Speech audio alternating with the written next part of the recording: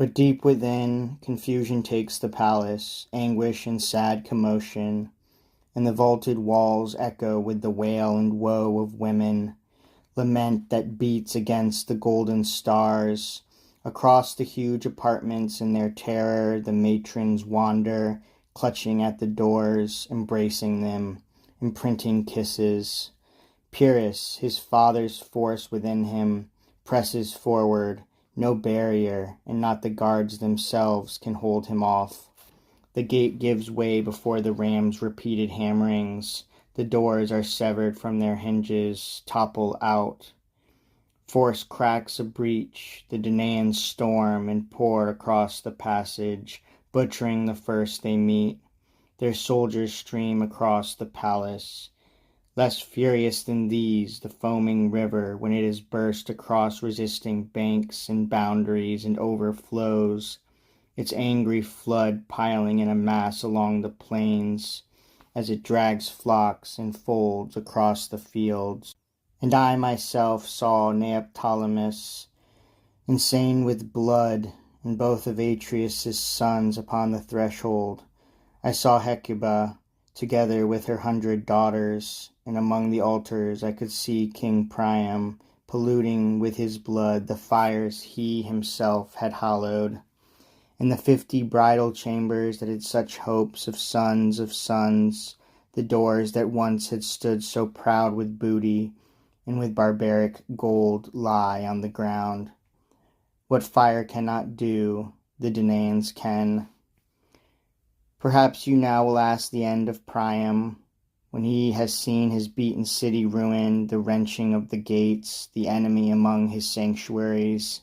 Then in vain the old man throws his armor, long unused, across his shoulders, tottering with age, and he girds on his useless sword. About to die, he hurries toward the crowd of Greeks. Beneath the naked round of heaven, at the center of the palace, stood a giant shrine. At its side an ancient laurel leaned across the altar stone, and it embraced the household gods within its shadow. Here, around that useless altar, Hecuba, together with her daughters, just like doves when driven headlong by a dark storm, huddled. And they held fast the statues of the gods. But when she saw her Priam putting on the armor he had worn when he was young, she cried, "Poor husband, what wild thought drives you to wear these weapons now? Where would you rush? This is no time for such defense and help, not even were my Hector here himself. Come near and pray, this altar shall yet save us all, or you shall die together with us." When this was said, she took the old man to her and drew him down upon the sacred seat. But then Polites, one of Priam's sons who had escaped from Pyrrhus' slaughter, down long porticos, past enemies and arrows, races, wounded, across the empty courts. But after him, and hot to thrust, is Pyrrhus. Now, even now, he clutches, closing in. He presses with his shaft until at last Polites falls before his parents' eyes. Within their presence he pours out his life in streams of blood. Though in the fist of death at this, Priam does not spare voice or wrath. If there is any goodness in the heavens to oversee such acts, for this offense and outrage may you find your fitting thanks and proper payment from the gods. For you have made me see the murder of my son, defiled a father's face with death. Achilles, you lie to call him father, never dealt with Priam so, and I his enemy. For he had shame before the claims and trust that are suppliants.